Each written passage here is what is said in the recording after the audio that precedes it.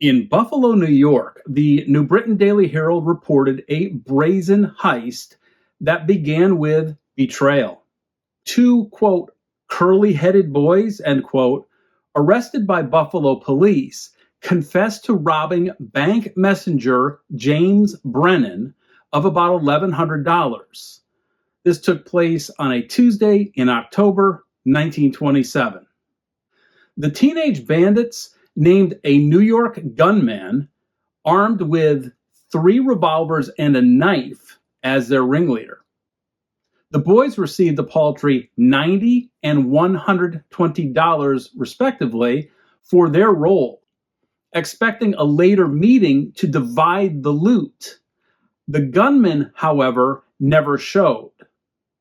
As police hunted the elusive triggerman, they withheld his name from public knowledge. Trekking south from Buffalo, New York, Wall Street's financial district fell victim to a more sophisticated scheme. The Springfield Weekly Republican detailed how 2 robbers, posing as messengers, swindled approximately $63,000 in bonds from Ernst and Company, as well as the First National Corporation, which was a subsidiary of the First National Bank of Boston. The heists, executed between 1 and 1:30 p.m., revealed the thieves' intimate inside knowledge of the firm's delivery schedules.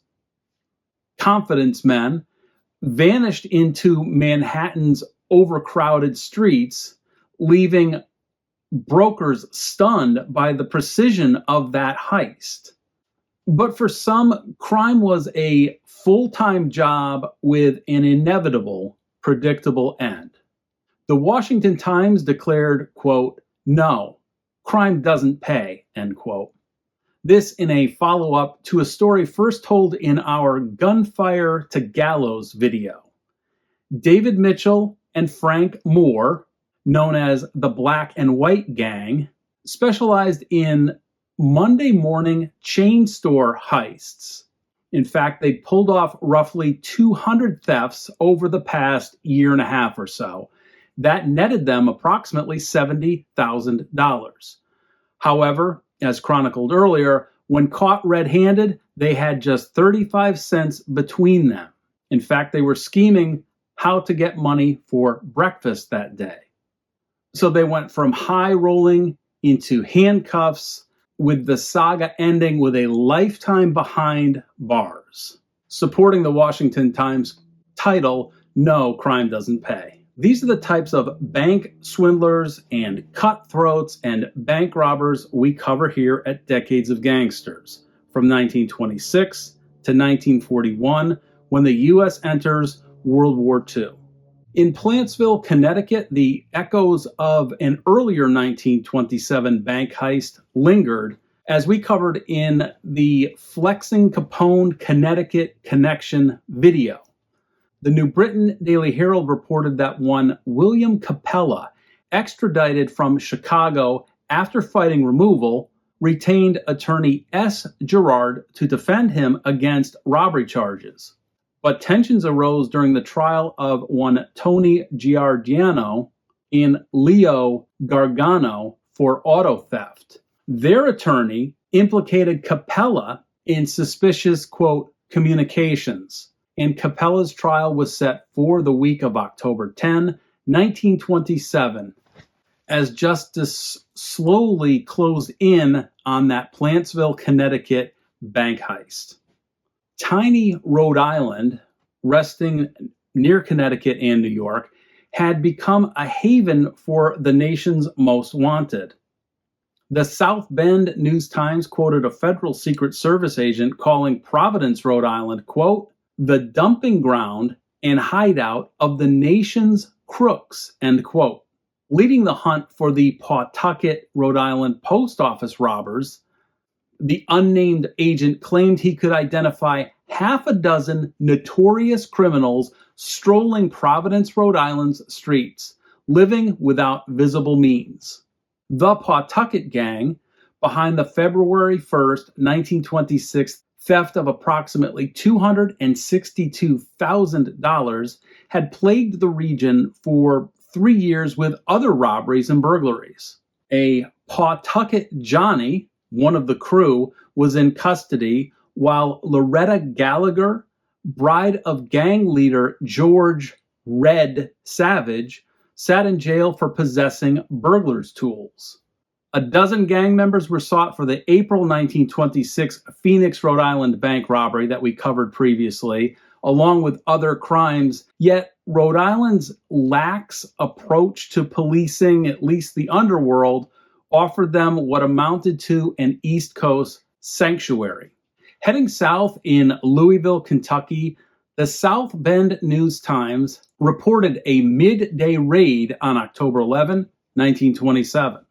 3 bandits stormed the Portland Building and Loan Association at 26th Street and Portland Avenue, holding 3 employees and 2 customers at gunpoint. They escaped with about $4,000, striking just 1 block from the Portland State Bank, which had been robbed almost exactly a year earlier. The precision and proximity suggested either a brazen crew unafraid to hit the same neighborhood twice, or a return engagement. As we've seen in previous videos, not all crimes involved masks and Tommy guns. In Kingstree, South Carolina, the Watchman and Southern announced that Governor Richards had suspended the sentence of H.L. Prosser, a former assistant cashier of the Wee Nee Bank. Prosser, employed from 1918 until the Wee Nee Bank's closure on December 4, 1926, had pleaded guilty to stealing approximately $8,000. He had surrendered his $4,000 to $5,000 home as a means to pay back that theft and ended up earning leniency for good behavior, avoiding a year in the state penitentiary, though he did violate banking laws.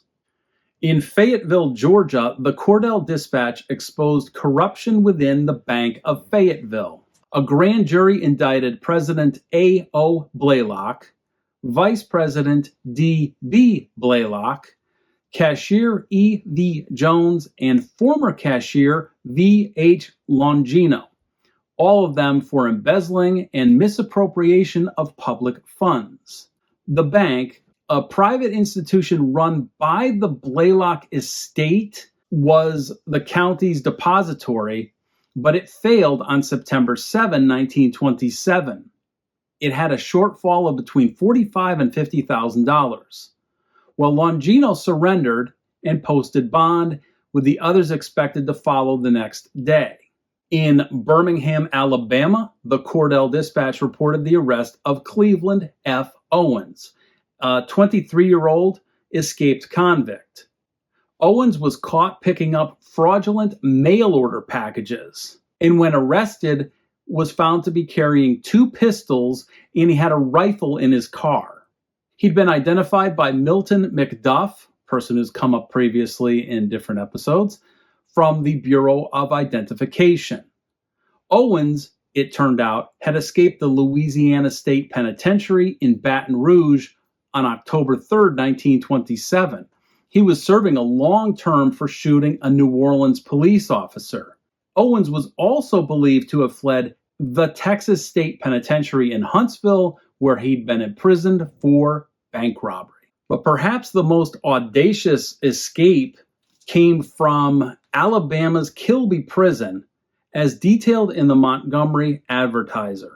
Frank McDougal, a criminal fence with a wooden leg, and Frank Kelly, a notorious bank robber, stole Warden T.J. Shirley's Buick touring car. McDougal had been working in the prison's machine shops. He convinced Chief Clerk M.L. Snow that he needed oil and a prison pass to go to a nearby filling station. Searched and cleared by guards, McDougal drove through the gate, but instead turned toward Montgomery, Alabama. A 28-mile chase then began, which ended near Marbury, when the pursuing car's tire blew out. Kelly, serving time for a 1927 North Birmingham bank robbery, had hidden in the car and somehow remained undetected despite a thorough search. Descriptions of the fugitives and the warden's car were broadcast nationwide. In North Carolina, the Valley Crucis Bank robbery, first covered in our War Declared on LA Gangsters video, continued to unravel lives. The Watauga Democrat reported that Vance Harmon had traveled to Boone County to bail out his brother Dewey Harmon, who'd been charged with the bank holdup. But sheriff's deputies arrested Vance on an old warrant for assault with a deadly weapon, which Vance had, quote, lost track of, end quote. Released on a $500 bond, Vance's misadventure underscored the long reach and memory of the law. In court, Dewey's accomplice, a young man named Cannon, faced justice. Attorney John H. Bingham delivered a stirring defense, portraying Cannon as a good-hearted youth who'd been manipulated by the more wily, stronger-willed Dewey Harmon. Reciting a poem, Attorney Bingham pleaded for leniency, hoping Cannon could return home a useful citizen. Meanwhile, Dewey Harmon, free on bond for the bank robbery, assault, and forgery, found religion in jail. Under Reverend J. L. Watt's guidance, he made an earnest profession of faith, witnessed by the jailer and the sheriff, declaring he'd serve his time without a lawyer and dedicate his life to the Lord. Harmon actually convinced many of his sincerity. In West Virginia, the Elkins Intermountain reported an indictment tied to a postal robbery. Ressie Tingler of Weimar, West Virginia, faced charges for stealing $35 in securities. In a separate case, Raymond B. Daly of Martinsburg was indicted for embezzling nearly $30,000 as a bookkeeper at the Citizens National Bank. Probably the most cinematic saga unfolded in Mount Jackson, Virginia, a story we introduced in July 1927's Virginia Flapper Heist and Texan Bandit Queen video. On July 25th, 1927, a gang of 2 men and 2 women robbed the National Bank in Mount Jackson of $2,100. The Evening Star reported that Cecil Hampton Wilson, all of 21, had surrendered in Washington, D.C., admitting his role, but claiming that Betty Wilson, no relation, had forced him at gunpoint to drive and hold up the cashier.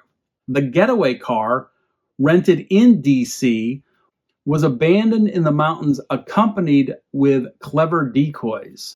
Bank bookkeeper C.I. Dellinger, cousin of gang member Kirby Dellinger, naturally recognized him during the heist, breaking the case wide open. Kirby, already a paroled convict, now faced an attempted murder charge. Betty Wilson and 4th gang member Helen Blackwell fled to Canada and were spotted across the river from Niagara Falls as the Burns Detective Agency closed in. Cecil Wilson, waiving extradition, stuck to his story of duress, telling Justice Arthur C. Stickley he viewed the robbery as a, quote, lark, end quote, and was, quote, very much in love, end quote, with Betty. His lawyer, J. William Shea, called him a victim of bad company. Indeed, as Cecil Wilson was facing up to 18 years in the Virginia penitentiary unless his cooperation and the duress claim reduced the sentence. Cecil revealed that the gang had passed through the town of Woodstock and even attempted to rob its bank twice unsuccessfully. Betty, Cecil said, had coerced him into stealing $400 from his employer, the Home Laundry Company, days before the bank heist, a telegram falsely claiming Betty's mother's death lured him back out of sadness or empathy to the gang.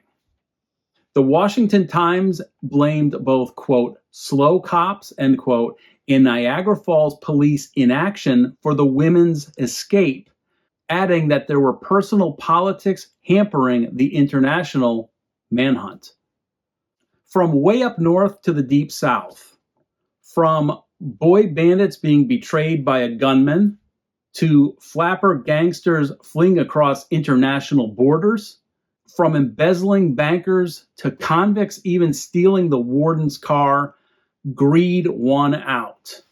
As the Washington Times warned, crime doesn't pay. It only leads to the gallows, the penitentiary, or a life on the run. Join us next Saturday as we fall into November's bank heists and misadventures.